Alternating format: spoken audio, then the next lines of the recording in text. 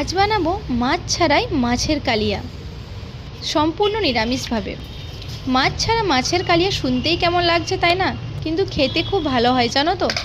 একবার হলেও ট্রাই করে দেখো, খুব ভালো হয় খেতে। আর শোনো, নিরামিষ দিনের জন্য এটি একটি পারফেক্ট রেসিপি। বাড়িতে কাঁচা কলা থাকলে, যদি থাকে তো খুব ভালো, যদি না থাকে মার্কেট থেকে গিয়ে নিয়ে আসো।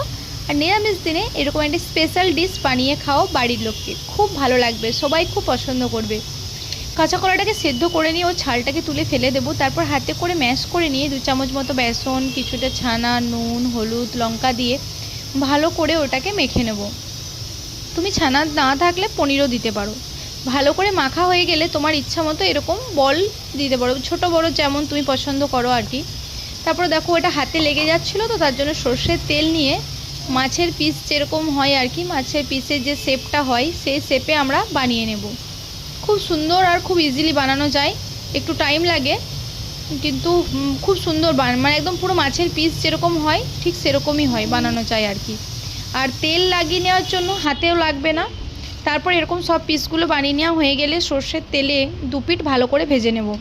আর একটু টাইম দিয়ে ভাজবো, কারণ ভেতরটা কাঁচা থেকে যাবে যদি না ভালো করে ভাজা হয়।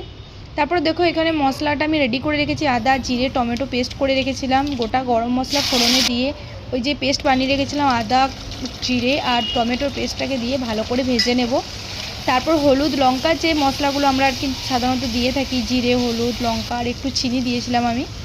নিরামিষ রান্নায় একটু চিনি দিলে বেশ ভালোই লাগে। মশলাটা ভালো করে ভাজা হয়ে গেলে ওর মধ্যে জল দিয়ে, ঝোলটা ফুটে গেলে ওর মধ্যে ভেজে রাখা ওই নিরামিষ মাছটাকে দিয়ে ভালো করে ফুটতে দেব। একদম নিরামিষভাবে এত সুন্দর হয় খেতে, নিরামিষ দিনের জন্য পারফেক্ট রেসিপি। তারপর ধনেপাতা আর ঘি দিয়ে নামিয়ে নাও, এত ভালো লাগে খেতে, একবার হলেও ট্রাই করো।